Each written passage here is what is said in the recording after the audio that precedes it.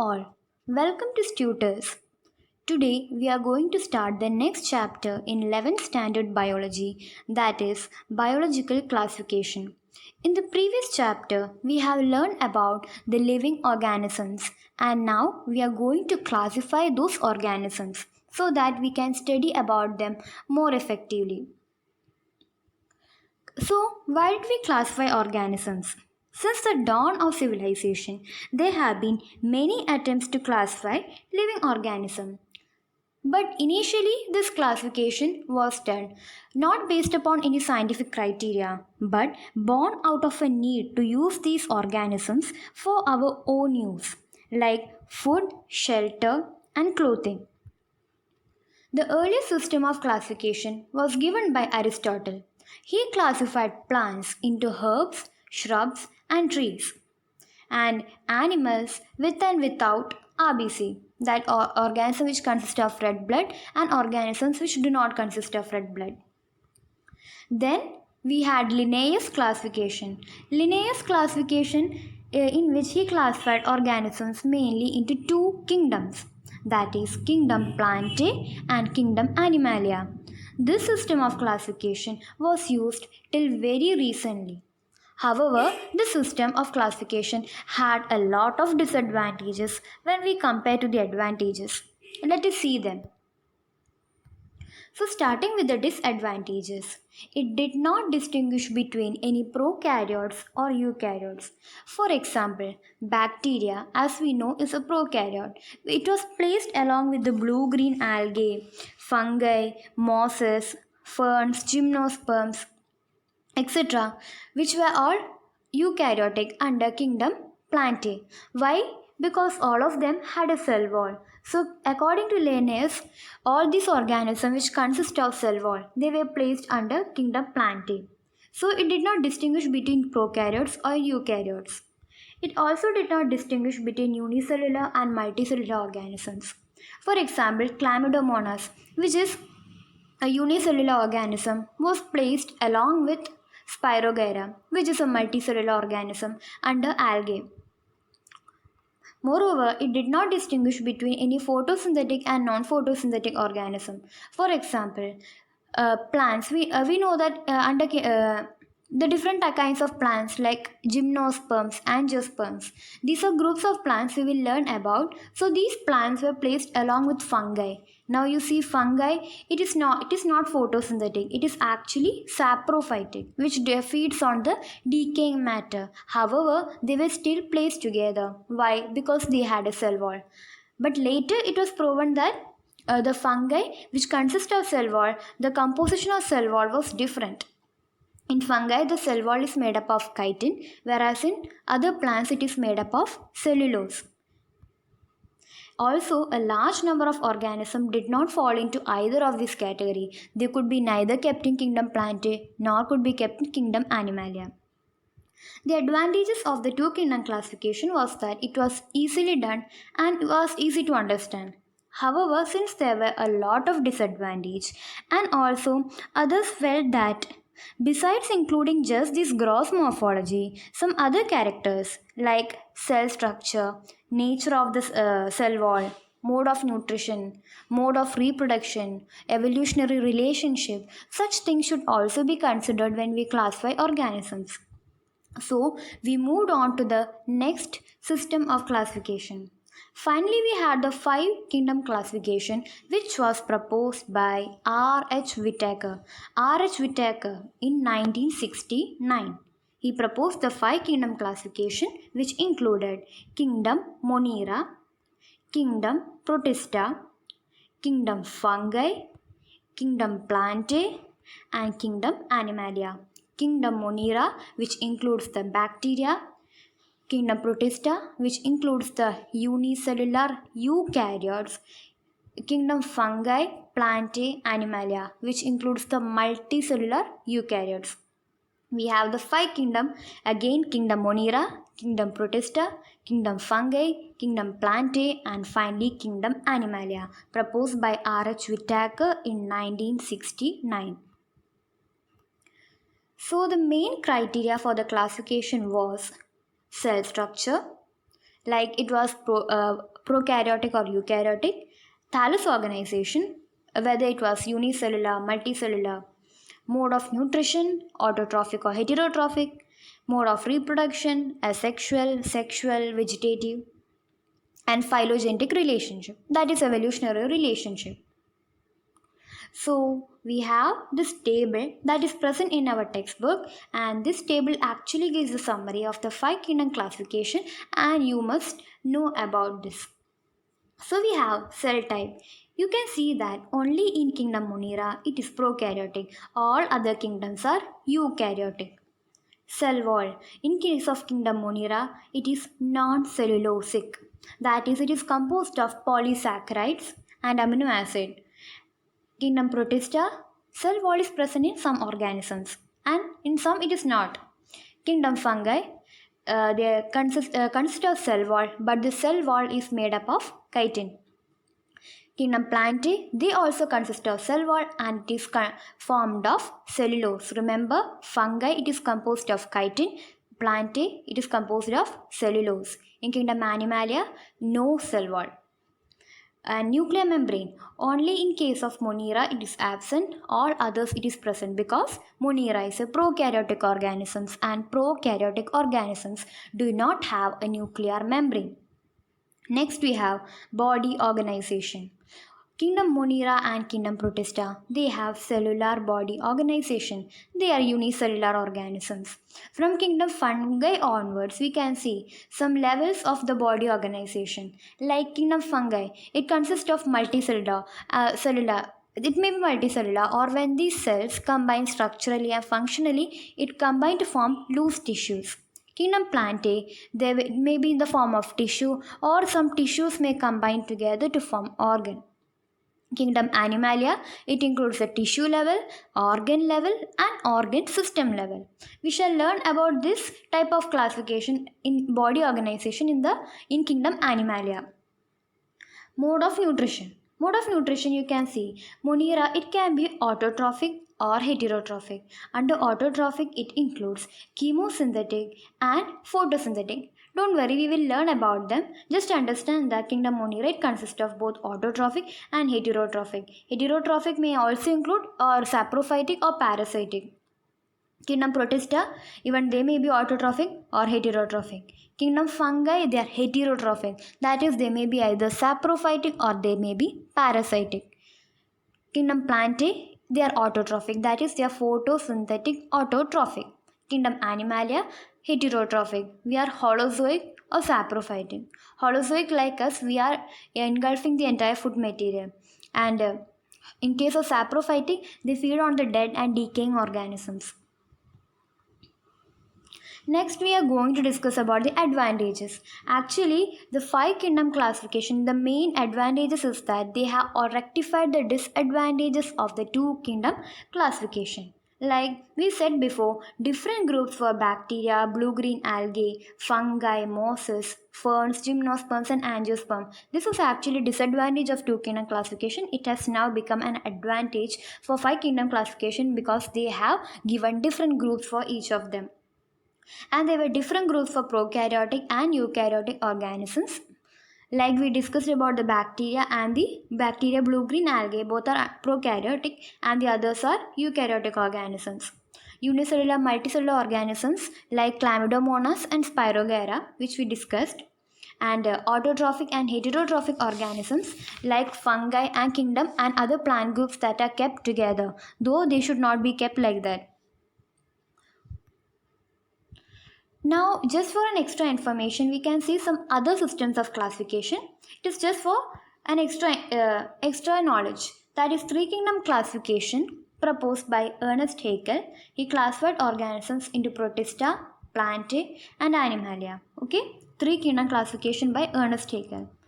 The 4 kingdom classification given by Copeland. He classified organisms into Monera, Protista, Metaphyta and Metazoa. And the 6 kingdom classification, it is proposed by Carl Woese. 6 kingdom classification. What is the main difference from 5 kingdom and 6 kingdom classification is that in 6 kingdom classification, the kingdom Monera is again split into archaebacteria and eubacteria. Other kingdoms are the same, that is kingdom Protista, fungi, plantae and animalia. Only thing is the kingdom Monera has been again split into two kingdoms. And the sixth kingdom classification was given by Carl Woese. So we will start with our first kingdom, that is kingdom Monera. Bacteria are the sole members of this kingdom. They are present. The bacteria, they are present almost everywhere. That is, they are present around us. They are present in extreme habitats like deserts, snow, deep oceans, everywhere. Based upon their shape, the bacteria can be classified mainly into four. That is, Bacillus, which is rod shaped, Coccus, which is spherical, spiral shaped spirillum, and coma shaped vibrio, which are Bacillus, Coccus, spiral, and vibrio. Though the bacterial structure is very simple, they are very complex in behavior. Why? Because they show an extensive metabolic diversity. Some may be autotrophic, some may be heterotrophic, and in autotrophic they may be photosynthetic or they may be chemosynthetic. We will learn about that. Now we can classify the bacteria. Bacteria are mainly classified into two categories, Archaebacteria and Eubacteria. Archaebacteria, they include the most primitive bacteria, and these bacteria are able to live in the most harsh habitats like extreme salt areas, and such bacteria are called halophiles. That is, they have an affinity towards salty areas. Extreme salty areas, halophiles. Hot springs, thermoacidophiles, and in marshy areas they are called methanogens. Look, these methanogens are also present in the gut of the ruminants like cow, so they help in the production of biogas. You know, we use cow dung for production of biogas because such methanogens are found in the dung of these animals also, and they help in production of biogas. Well, now, why are these organisms resistant to so extreme conditions? It is only because they have a very different cell wall structure. Their cell wall is offering them so much resistance to these extreme conditions. Next, we have the eubacteria. Eubacteria are the true bacteria, and they are characterized by the presence of a rigid cell wall, and if motile, they will consist of a flagellum. Eubacteria can be classified into three based upon the mode of nutrition. They may be photosynthetic autotrophs, chemosynthetic autotrophs, or heterotrophs. Let us see with the photosynthetic autotrophs. What do you mean by autotrophs? They can prepare their own food, and photosynthetic if they use light. So photosynthetic autotrophs. The photosynthetic autotrophic bacteria which we will discuss is about cyanobacteria. Cyanobacteria are otherwise called blue-green algae. Remember, they are not actually algae. They are called blue-green algae, though they are coming under kingdom Monera. They contain chlorophyll A. You see, chlorophyll is a pigment that is present in plants. They are present in higher plants. And there are different type of chlorophylls like chlorophyll A, B, etc., which we will learn in kingdom Plantae. So just understand that cyanobacteria contain chlorophyll A. That is why they are photosynthetic, and they are unicellular, colonial, or filamentous, freshwater or marine, or terrestrial.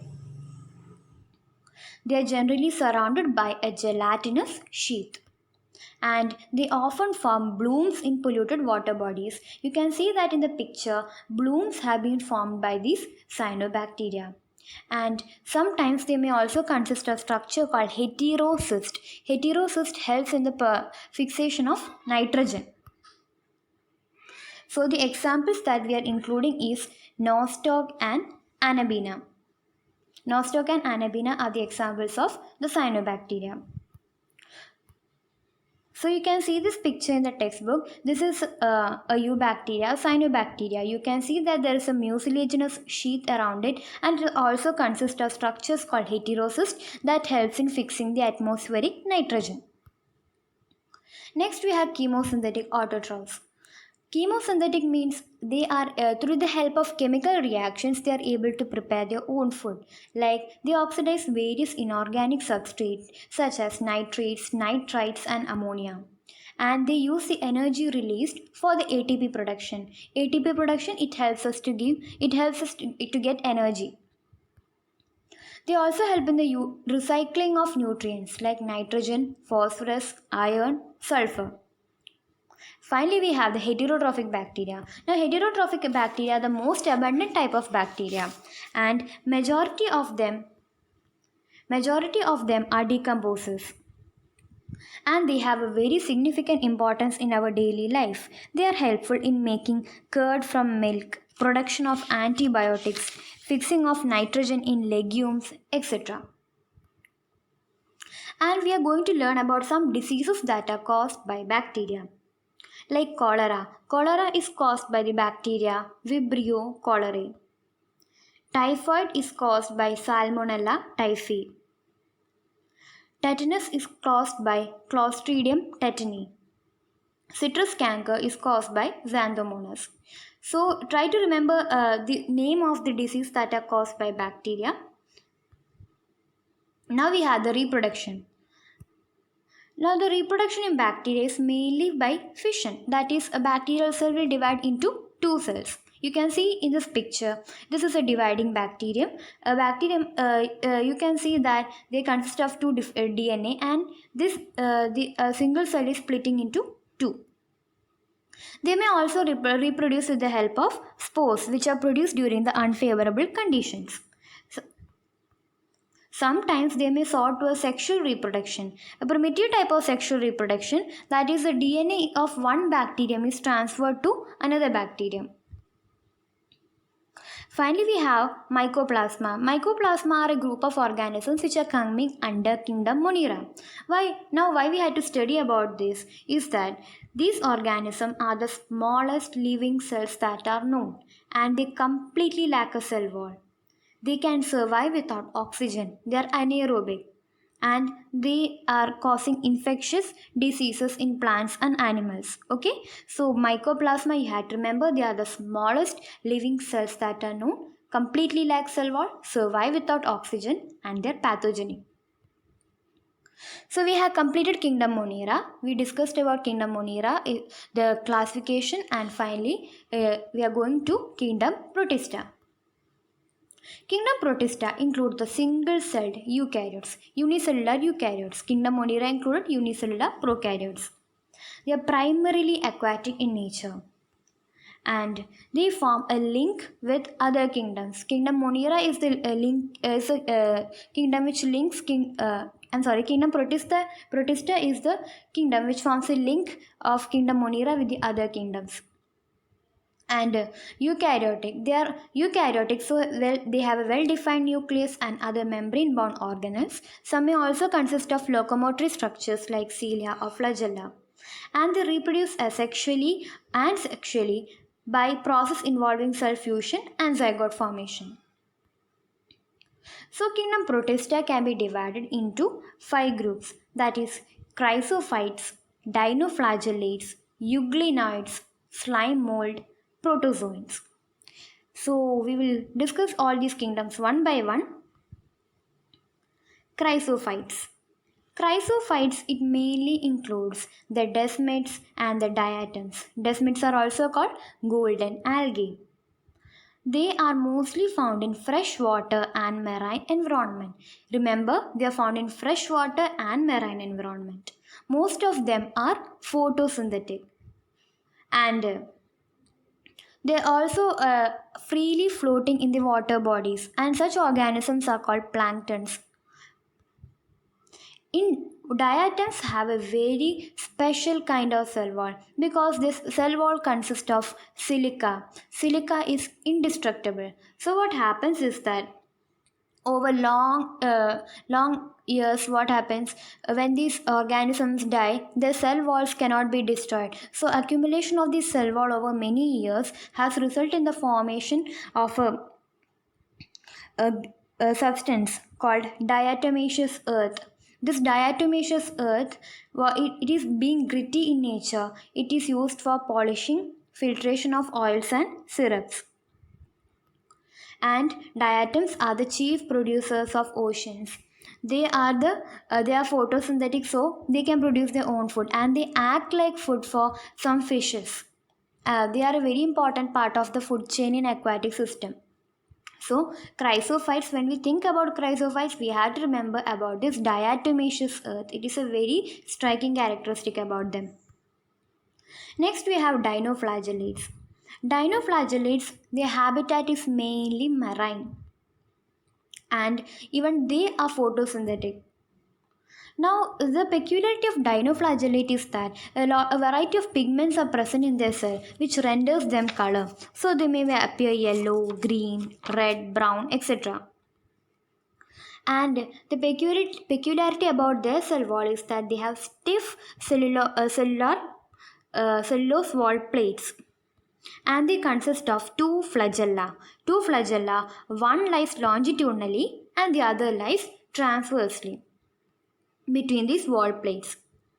So, dinoflagellates, they have, since they have color, we have a dinoflagellates called goniolax. This goniolax is red in color and they are present in marine conditions. So when what happens is that sometimes these goniolates undergo rapid multiplication such that the entire sea appears to look red in color, like it is seen in this picture.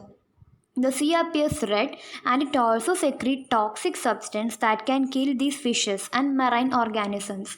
So this condition is called red tides because the tides appears come as red.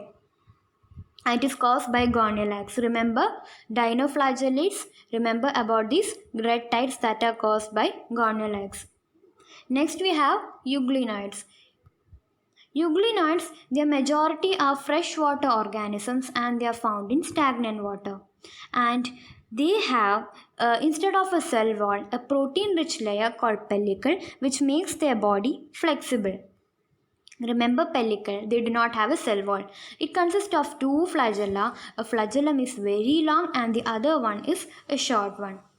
Now, a very striking feature of the euglenoid is that they are photosynthetic in the presence of sunlight, but in the absence of sunlight, they are heterotrophic. They can digest on small organisms.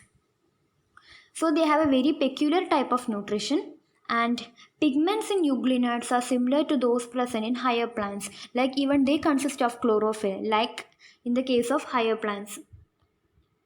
An example is euglena. You can see the picture of euglena here. It consists of two flagellum.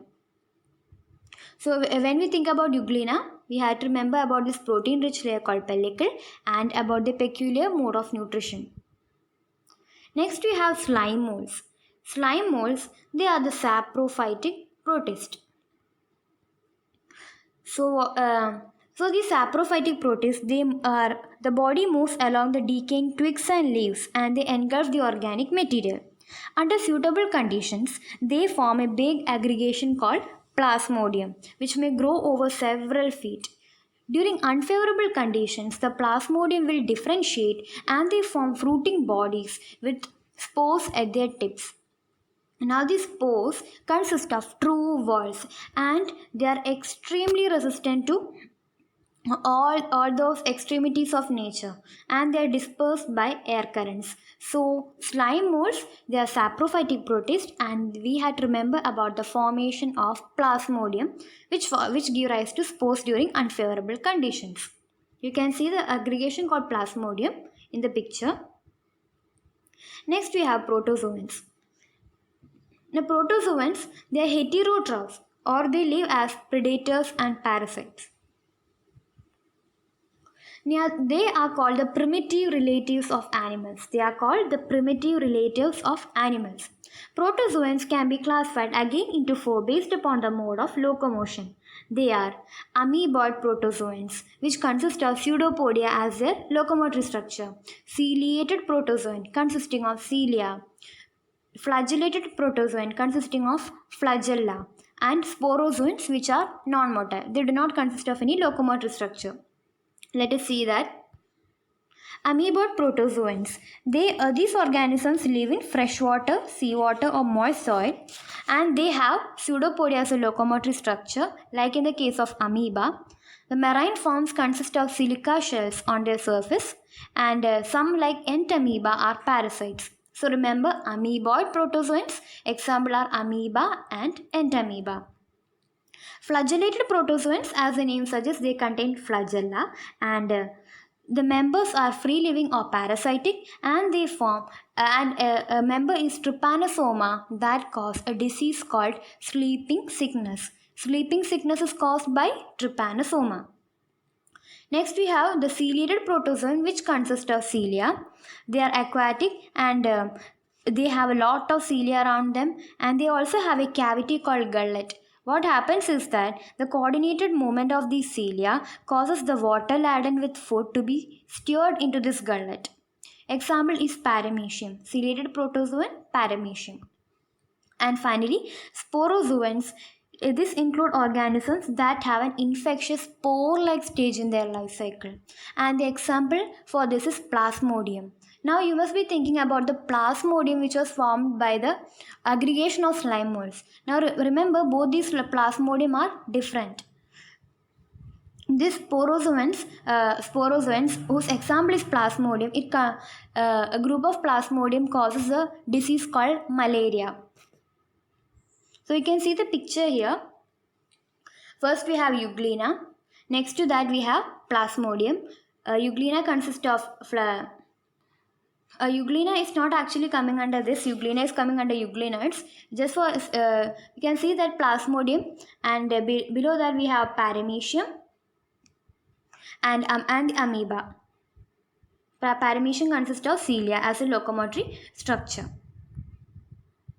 So we have completed kingdom Protista. Kingdom Protista, just let us revise. Kingdom Protista, they are unicellular eukaryote, and they consist of, and they can be again divided into 5 groups. That is 4 groups: chrysophytes, dinoflagellates, euglenoid, slime mold, and protistans.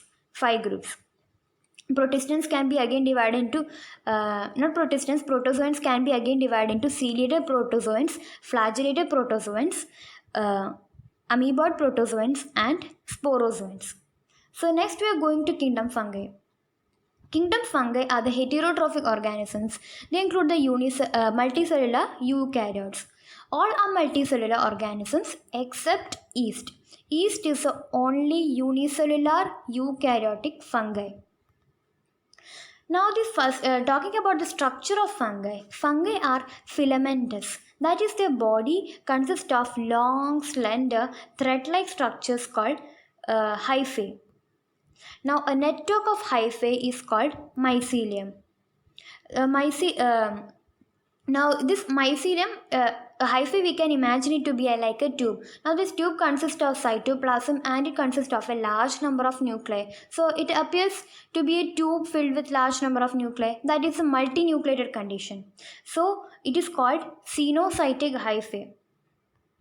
But sometimes a septum may be present at intervals. So what happens? All these nuclei are coming under individual compartments. So we cannot call it multicellular, right? So either we have a cenocytic hyphae, otherwise septum will be present.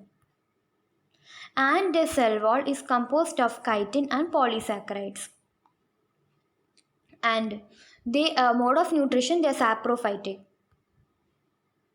They may be saprophytic, or sometimes they may be present as parasites or symbionts. Symbionts means what? They are in close association with any other organism. Like we are mentioned here, lichens. Lichens is an association between algae and fungi. And mycorrhiza is an association between the roots of gymnosperms and fungi. So you can see here the fungal structure. There is a cell wall, and in intervals we have septum. Now we are going to discuss about the reproduction in fungi. It is an important topic.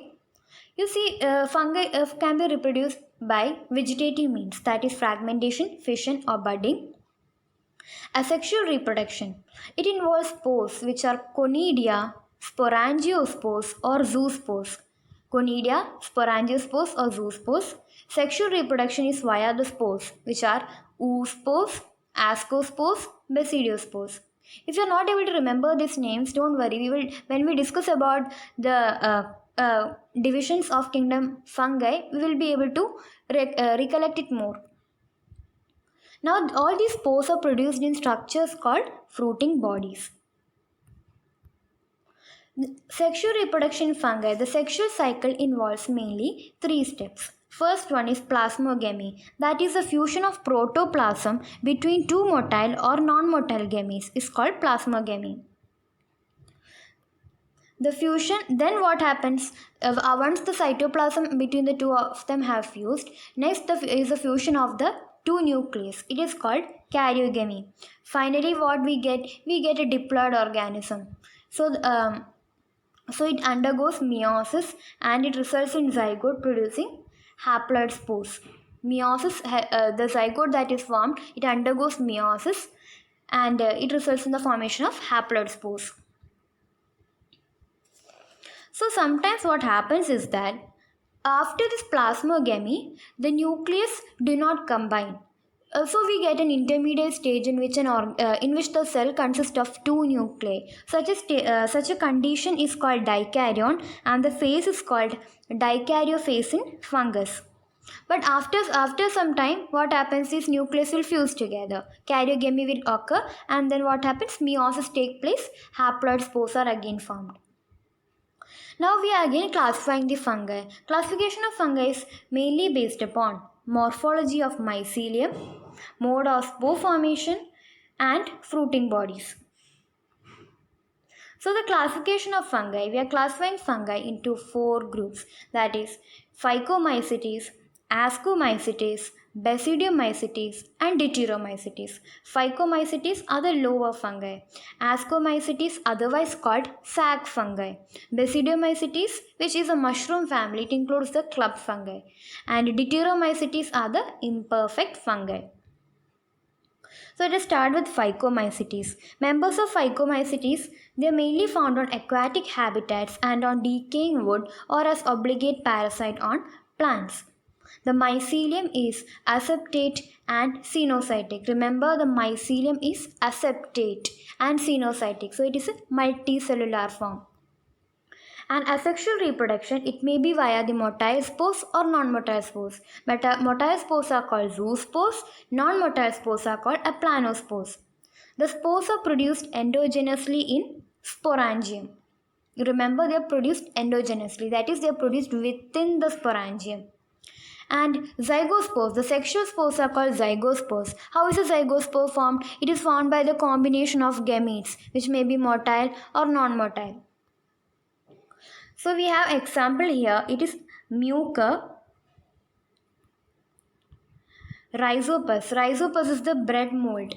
And albugo. Albugo is the parasitic fungi on mustard. You have to remember the examples of each of these fungi. Okay? Mucor, rhizopus or bread mold. Albugo, which is a parasitic fungi on mustard.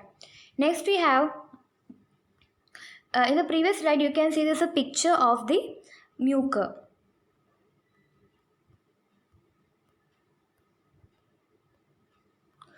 So we have Ascomycetes. Ascomycetes are otherwise called sac fungi. All of them are multicellular except the yeast, which is yeast otherwise called or Saccharomyces, which is unicellular.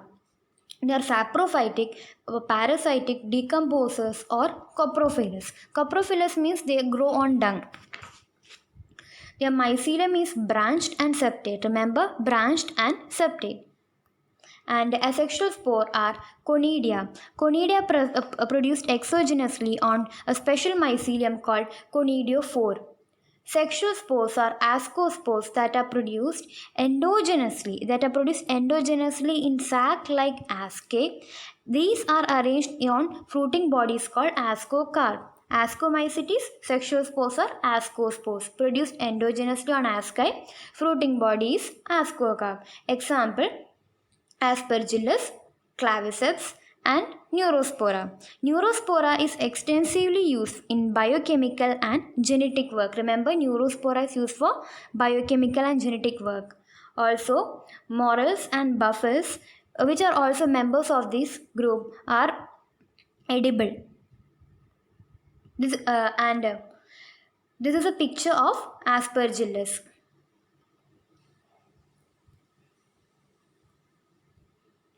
Next, we have the Basidiomyces. Basidiomyces, as you can see in this picture, it is the mushroom family.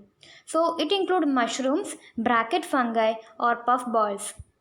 Now they may be parasites, are present as parasites, and they cause rust and smut diseases. Their mycelium is again branched and septate. Vegetative reproduction is via fragmentation. Now, a peculiarity of this group is that they do not consist of any asexual spores, but they consist of sexual reproduction. In sexual reproduction, though the sex organs Though the sex organs are absent, plasmogamy is brought about by the fusion of two vegetative or somatic cells of different strains or genotypes. Remember, sexual reproduction is possible here. And the dikaryotic phase is also present in Basidiomycetes. That is a stage in which the karyogamy does not take place immediately after plasmogamy. So what happens? So after karyogamy and meiosis takes place in the basidium, it results in the formation of 4 basidiospores. Remember, 4 basidiospores that are produced exogenously on the structure called basidium, and these basidia are arranged on the fruiting body called basidiocarp. Example are agaricus or mushroom, ustilago that cause smut disease, and puccinia that cause rust. So you can see the structure of fungi. You can see the agaricus. Here the 4 basidiospores that are produced on basidium, and they are arranged on that fruiting body. This entire thing is a fruiting body of agaricus, basidiocarp. Next we have Deuteromycetes. Deuteromycetes are the imperfect fungi. So the thing is that there may be different kind of fungi in which we did not discuss about the in which sexual reproduction is not seen. So, and hence they are called imperfect. Why? Because no sexual reproduction. So once if we find out that they have a sexual reproduction mode of reproduction, we will classify them into the above 3 groups mentioned. So until then they are kept in Deuteromycetes. Once the perfect stages are discovered, they are moved to the Ascomycetes or Basidiomycetes. Asexual reproduction is via conidia, and the mycelium is septate and branched. No sexual reproduction, we know that. And some members are saprophytes or parasites, while a large number of them are decomposers of litter and help in mineral cycling. Examples are Alternaria, Coleotrichum, Trichoderma. So remember, in Deuteromycetes, sexual reproduction is absent. So finally, we are going on to some organisms which cannot be kept in either of these kingdoms. So these are virus, viroids, prions, lichens. Let us start with virus, which is the most discussed topic these days. So why are viruses not classified into these groups? Because they are non-cellular. They do not have a cell structure. Viruses are non-cellular organisms that are characterized by having an inert crystalline structure outside the living cell. So outside the living cell, they are inert crystalline structure. They are non-living. But however, when they get inside the cell, what happens? They take over the host machinery and then they replicate. Finally, they kill the host. That is what happens with virus. Now the name virus means venom or poisonous fluid, and this name was given by Pasteur. Then D.J. Ivanovsky in 1892 found out that certain new kind of organisms are responsible for the mosaic disease in tobacco, and these organisms are actually even smaller than bacteria because they can pass through the bacterial filters. And M.W. Bejernik in 1898 demonstrated that the extract of infected plants of tobacco could cause infection in healthy plants, and they called it contagium vivum fluidum, that is infectious living fluid. M.W. Stanley in 1935 showed that virus could be crystallized, and the crystals mainly consist of proteins.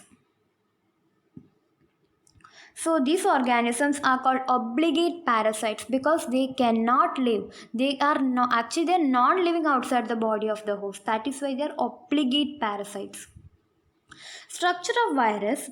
Virus, the genetic material could be either DNA or RNA. That is, DNA and RNA together will not be present in any virus. So a virus is a nucleoprotein, that is, it consists of nucleic acid like DNA or RNA, and also consists of a protein part, and the genetic material is infectious. Usually the virus that infect the plants, they have a single stranded RNA. A virus infecting animals, they have either single stranded RNA, double stranded RNA, or double stranded DNA.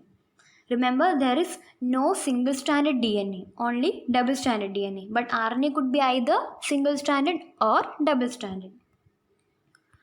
Next, we have bacteriophage. What are bacteriophage? These are the virus which even infect the bacteria, the virus that are attacking the bacteria. And such bacteriophages are usually the double stranded DNA virus. A virus consists of a protein coat, and this protein coat is called capsid, and it is made up of small units called capsomeres. This capsid protects the nucleic acid. So you can see here the picture of virus here. The first one is a picture of a tobacco mosaic virus. It consists of capsid, and inside that we have RNA. So tobacco mosaic virus is an RNA virus. And next we have bacteriophage. That consists of a head, collar, and a sheath, and tail fibers. So the disease caused by virus, they are mumps, smallpox, herpes, influenza, and AIDS. Remember, these diseases are caused by virus. And in plants, the symptoms of a virus infection can be mosaic formation, leaf rolling and curling, yellowing and vein clearing, dwarfing, and stunted growth. Next, we have viroids. Viroids, in what happened in 1971, T.O. Diner discovered a new infectious agents which were even smaller than virus, and they caused a disease called potato spindle tuber disease. So what are actually viroids? Viroids are actually the free RNA, that is, they do not consist of the protein coat also. And the RNA of viroid was of low molecular weight. Next we have prions. Now we have said the virus is consisting of RNA, the nucleic material, and protein. Now then we told about viroids, which consist of the infectious genetic material, that is only the nucleic acid. Next we have the prions, which consist of only the proteins. So they are the new infectious agent consisting of abnormally folded protein, and they are similar to the size of virus. And the main disease they cause is bovine spongiform encephalopathy or mad cow disease. Or in humans, it causes cruciform Jacob disease. Finally, we have the lichens. Lichens, as we have mentioned before, it is a symbiotic association between an algae and a fungi. The algal component is called phycobion, which is autotrophic, and the fungal component is called mycobion, which is heterotrophic. So what happens is that algae will prepare the food for fungi, and the fungi will provide shelter and minerals to these algae. And they are so close in association. Lichens are also very good pollution indicators because they cannot grow in polluted areas. So if an area shows plenty growth of lichens, it indicates that the area consists of, that is, pollution in the area is less. So we have come to a conclusion of this chapter. So just let us go through the chapter once again. We discussed about the classification. First we earlier systems of classification. Then we came to the 5 kingdom classification. 5 kingdom classification: kingdom Monera, Protista, fungi, plantae, animalia. Kingdom Monera about the archaebacteria and eubacteria. Kingdom Protista, 5 groups: chrysophytes, dinoflagellates, euglenoid, slime mold, and the protozoans. And next we had kingdom fungi, that is divided into Phycomycetes, Ascomycetes, Basidiomycetes, Deuteromycetes. And next we came to virus, viroids, prions, and finally the lichens. So we will continue with Kingdom Plantae in the next video. Thank you.